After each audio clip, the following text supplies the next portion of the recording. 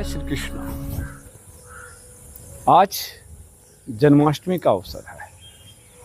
भारत ही नहीं, विश्व के कई सारे देश श्री कृष्ण की जन्माष्टमी मना रहे हैं। यही नहीं, ये जन्माष्टमी भारत के उन राज्यों में मनाई जा रही है जहाँ की भाषा हिंदी नहीं है। हम सिक्किम की बात करें, हम मणिपुर की बात करें, हम तमिलनाडु की बात करें, ये हिंदी भाषी क्षेत्र नहीं है, लेकिन यहाँ पे जन्माष्टमी धूमधाम से मनाई जा रही है।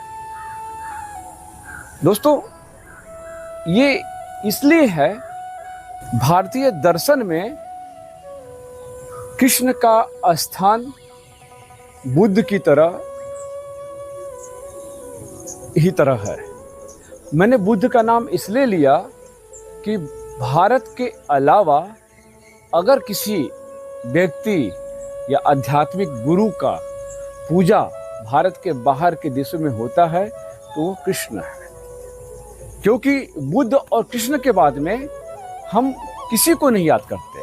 ये हो सकता है कि भारत के जो लोग, यहाँ के हिंदू लोग अगर दूसरे देशों में जाते हैं तो पूजा करते होंगे, लेकिन बात ये आती है कि जब आपका धर्म का लोग, आपके धर्म के लोग के अलावा जब दूसरे धर्म के लोग, दूसरे संप्रदाय के लोग, दूसरे देश के लोग बिना किसी चाहत के, बिना किसी प्रेशर के जब आपकी विचारधारा को मानते हैं तो आप सफल होते हैं। उसमें बुद्ध की तरह कृष्ण का अस्तित्व आता है। आखिर में ये ऐसा क्यों होता?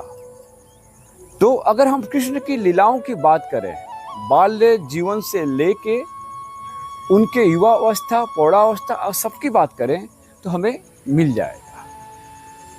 एक बाल कृष्ण जो अपने सगे मामा कंस के खिलाफ बगावत करता है, बगावत ही नहीं करता, वो उसकी हत्या भी करता है। और हत्या इसलिए करता है कि वो जो कंस, उस परिप्रेक्ष्य में कंस ने जो दुराचार किया था, लोगों को मानवाधिकारों का हनन किया था, उसके खिलाफ कृष्ण का ये बगावत बहुत प्रेरणादायक रहा। आज अगर आज की बात करते हैं, आज के समय की बात करते हैं, तो आप देख सकते हैं मजाल है किसी व्यक्ति द्वारा अपने सगे मामा के खिलाफ खड़ा होना। हो सकता है, लेकिन बहुत रेयर हो सकता है। फिर अब बात आती है बालावस्था। इसके बाद में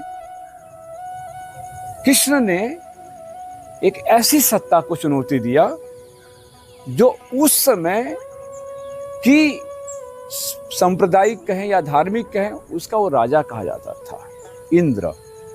इंद्र की अगर अस्तित्व की बात करते हैं तो इंद्र को मैं एक रिपिस्ट के रूप में देखता हूँ, एक धोखेबाज के रूप में देखता हूँ। क्योंकि इंद्र ने जितनी भी लड़ाइयाँ लड़ी हैं वो अपने बल पे नहीं लड़ी हैं। इंद्र ने जितनी भी लड़ाइयाँ लड़ी हैं वो दूसरे लोगों के सहयोग से उस लड़ाइयाँ जीती हैं। और यही नहीं, इंद्र ने कई सारी महिलाओं के साथ में उनके पति के अब्सेंस में शारीरिक संबंध बनाए। ये उसके दुराचार का प्रतीक है। तो उस इंद्र की सत्ता को विरोध करने वाले कृष्ण थे। फिर आती है बात महाभारत के युद्ध की, जहां पे एक तरफ धर्म की बात की जाती है, एक तरफ अधर्म की बात की जाती है। अधर्म कौन? कौरव। तो उस कौरव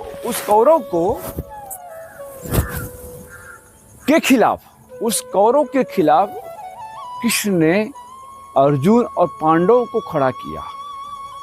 अर्जुन के अंदर मोह माया था कि मैं कैसे अपने सगे भाई को मारूं, या अपने कजिन ब्रदर को मारूं, या अपने चाचा, मामा, दादा कैसे मारूं।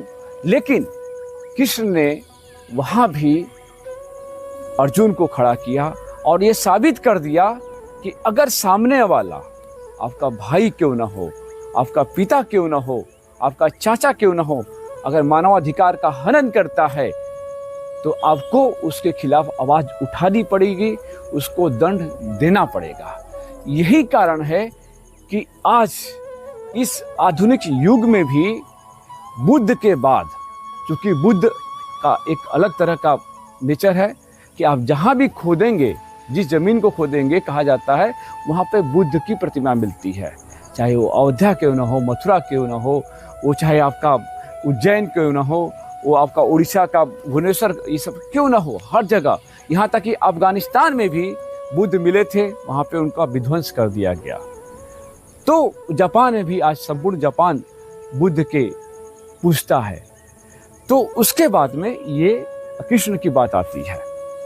कृष्ण ने बचपन से लेके जवानी तक जहाँ भी प्रतिकार हुए, जहाँ भी लोगों ने मानवाधिकार का हनन किया, आप द्रौपदी जुए के खेल देख लीजिए कि एक महिला जिसके कपड़े उतारे जा रहे हैं, जो भी टेक्नोलॉजी हो, लेकिन कृष्ण ने उस द्रौपदी को साड़ियाँ प्रदान किया।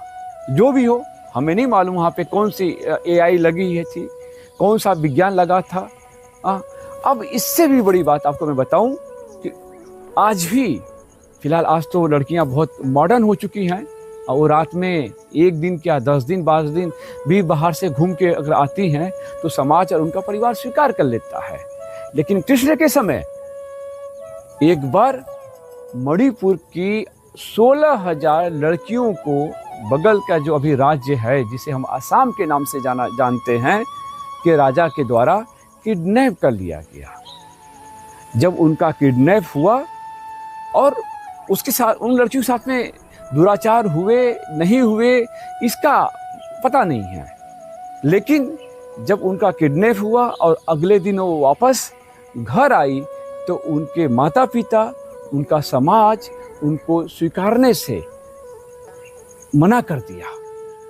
ऐसे में कृष्ण ने उन महिलाओं को, उन लड़कियों को समाज में बराबरी दिलाने के लिए उन सबसे विवाह किया। आज हम बहुत शौक से बोलते हैं ये कृष्ण रसिया थे, ये गलत धारणा है। कृष्ण ने उन ऐसी महिलाओं को अधिकार दिया जिसको समाज बहिष्कृत कर दिया था। यही कारण है कि कृष्ण आज भी प्रासंगिक है, केवल हिंदी भाषी क्षेत्रों में नहीं, हिंदी भाषी क्षेत्रों के अलावा जहाँ पे हिंदी भाषा नहीं बोली जाती है, जो कृष्ण को पढ़ते हैं, जो कृष्ण को समझते हैं, वो कृष्ण के भक्त बन जाते हैं। कृष्ण ने कभी भी अपनी किसी भी महिला को अपने घर से नहीं निकाला। कृष्ण ने कभी भी किसी महिला के नाक कान काटने का आदेश नहीं दिया। कृष्ण गोपियों के साथ में एक रासलीला करते थे। वो रासलीला मतलब एक गलत संदेश नहीं है, वो एक बच्चा जैसे कि अपनी बहन के साथ में, अपने दोस्तों के साथ में खेलता है, वैसे ही कृष्ण का वो चंचलपन था, वो बचपना थी। तो आप उसको ऐसा नहीं दीजिए। आज उसी कृष्ण जन्माष्टमी के उपलक्ष्य में भारत ही नहीं, संपूर्ण विश्व में जन्मोत्सव का धूमधाम से मनाया जा रहा है।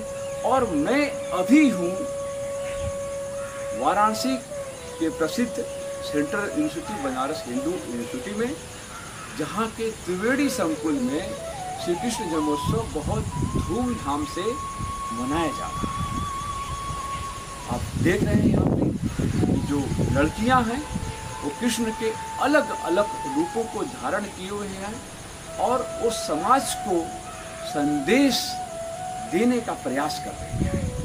कहीं मीरा के रूप में, तो कहीं बाल कृष्ण पिता वासुदेव के सर टोकरी पर बैठे हुए हैं और अपने पिता को ही खुद ये एक बाल कृष्ण जो नवजात हैं एक प्रेरणा दे रहे हैं कि पिता आप उस दुराचार के लिए मुझे बचाइए।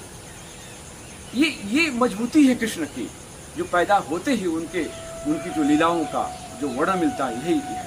आप एक तरफ माखन चोर में अगर आपका कोई बच्चा, घर का बच्चा किसी दूसरे घर से एक रोटी चुरा लेता है, शायद जो पड़ोस का घर रहेगा वो बच्चा मिल जाएगा, उसकी मार के उसको 2-3 झापड़ तो बहुत आराम से पड़ जाएगा। लेकिन वहीं पे गोकुल में जिसके घर पे, जिस नंद के घर पे 1 लाख गायें थी, उसी घर का लड़का बगल में जाके माखन चुराता था। क्या जरूरत थी? लेकिन गोपियां या उसके आसपास के जो यादव परिवार था, उस कृष्ण का विरोध नहीं करता था। वो उसको उल्हाना, एक बहुत प्यारा सा शब्द है उल्हाना देता था कि आपका कान्हा, आपका बेटा हमारे यहाँ से माखन चुराता है। तो कृष्ण का ये जो लीला बहुत अपरंपार है, और यही वजह है कि आज बीएचयू के इस छात्रावास में और साथ में विश्व के अलग अलग कोने पे कृष्ण जन्माष्टमी का बहुत धूमधाम से मनाई जा रही है। दोस्तों, मैं एक बार फिर आपसे आह्वान करता हूँ, आपसे निवेदन करता हूँ, कृष्ण ने जिस प्रजातंत्र की स्थापना के लिए पांडवों को कौरवों के खिलाफ खड़ा किया था, आज आपको उसी प्रजातंत्र की स्थापना के लिए आगे आना होगा। अगर प्रजातंत्र नहीं रहेगा तो फिर से दोबारा कोई कृष्ण पैदा होने वाला नहीं है जो आपके अधिकारों के लिए लड़ाई करे। आपको स्वयं कृष्ण बनना पड़ेगा और अपने प्रजातंत्र की रक्षा करनी पड़ेगी। जय श्री कृष्ण।